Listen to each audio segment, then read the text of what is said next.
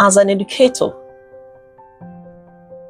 with close to 30 years of experience, I've taught across nursery, primary, secondary, and even university. And in every space, I've found a way to integrate character building and life skills into my teachings. I've also been married for close to 20 years. And this same principle is what myself and my husband have used for over 18 years in raising our children. We drafted out a curriculum that is focused on life skills, character traits, and the God factor. This we did with the intention of helping them with necessary tools they will need to navigate life. With grace, with wisdom, with strength.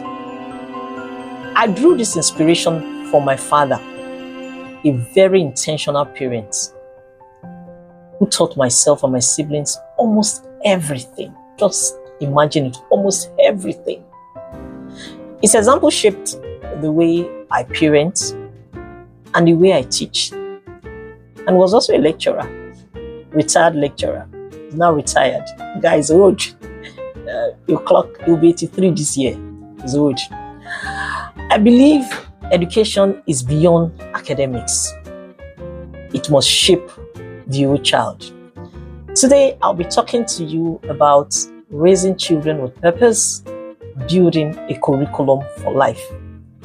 Now, let me be honest with you before you start feeling bad.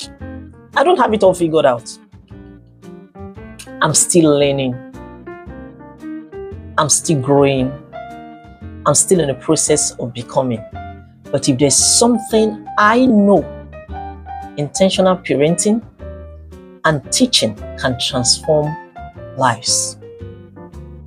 Why is it important to integrate life skills into our teaching? If there's something we know, I know, and you also know, is the fact that the world is changing very, very, very fast. So academic success is no longer enough. It has never been enough. Children need emotional intelligence to manage stress and even relationships. We hear the things happening now. The other day, just I think on Monday here, we heard of a boy who killed his parents, mother and father, a 14-year-old. What happened? They said they had an argument on a Sunday, and on Monday, he shot both of them. He shot them. We need emotional intelligence. We need integrity. The kids, they need integrity to make life choices, even when nobody is watching. They need communication skills as to enable them express themselves clearly and respectfully. They need resilience as to bounce back from failure. Sad to say, if a couple of, multiple? A girl committed suicide. Why? Because she failed JAMB. We need these things. Our kids need this thing. We also need financial literacy to manage resources wisely. The list is endless. Now, without these things, without these skills, we risk raising children who are academically sound, who are academically brilliant, but they're emotionally and morally bankrupt. All right, now let's go to the practical aspects. How do you go about this as a parent? I'll start with the parents and I will go to the educator aspect as a teacher. Now, as a parent, how do you go about this? The first thing I would say is this: have a clear vision. The kind of adult you want your children to become. You must have that. Vision gives you direction. Vision gives you that grace to say no to anything that is not in alignment with what you want to see in your future. So you must have a clear vision of the kind of kids you want, the kind of adult you want your children to grow to become. If possible, write it out. Have it written and framed somewhere in your house. It's very important. Then you must create a framework, list out the values, the skills you want to teach. Now, these things sound as though it's not achievable. It is. By God's grace, by the mercies of God, I've been doing this thing, myself and my husband were doing this thing for over 18 years, and it works. Write it out. It's okay. This week, this is what I'll teach my kids. You don't have to, it's not like a serious lesson. Use everyday moments, every situation, everything, every conversation, use stories, every argument, every conflict. Use it to teach them. And another way to do this is to model what you want to see in them. Like we often say, children learn from our action more than the things we say to them. And still on that, be consistent, be flexible. Now, another thing I need to mention is you must also learn to adjust as the children as they grow. You must be very consistent. Listen, you don't have to be perfect. You don't have to be perfect. I'm not perfect. Nobody's perfect. All we need is an adult that who is intentional and who is consistent and at the same time flexible. Then how do you go about this as an educator? Knowing fully well that, I don't even have enough time to teach the maths, the English, the science I'm required to teach. How do you go about this? I'll tell you what I did. It's something I practiced, something I do, and I still do till date. So it's achievable and it is possible. I'll say this, find a way to infuse the teaching of these skills into every lesson. Use stories, use discussion, use group work to teach this thing.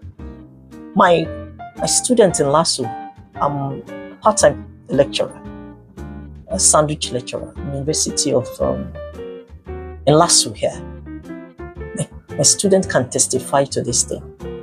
I use every opportunity to teach them.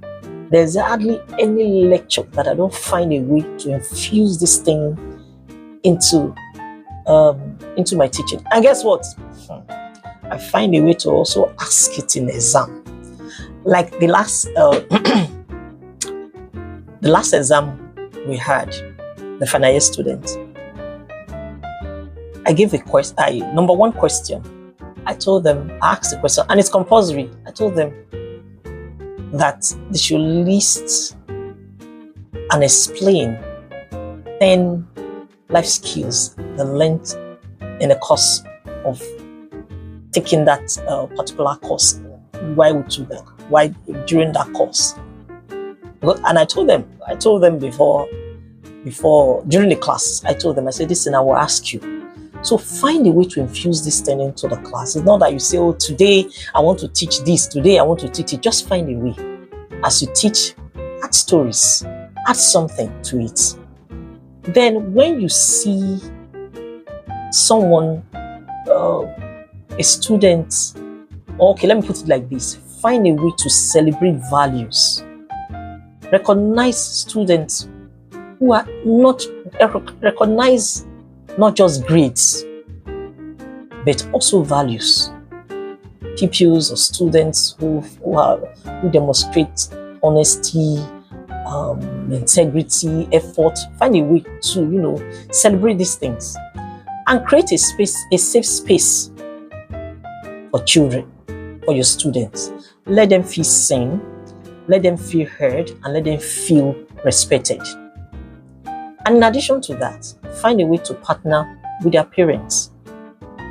Tell them what you're doing and what they can also do at home to ensure that this thing, they don't end just in school. It's also taken home. Now, we are not just raising children.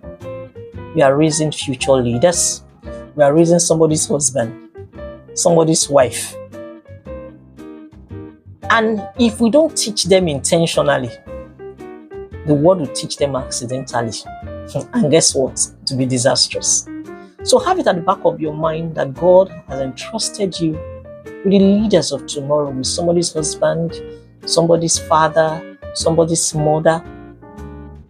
So whether as parents, as educator, or even both, I encourage you today, draft out a curriculum. Start small. It doesn't have to be anything big. Start small.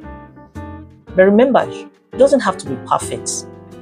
Just be consistent and be present.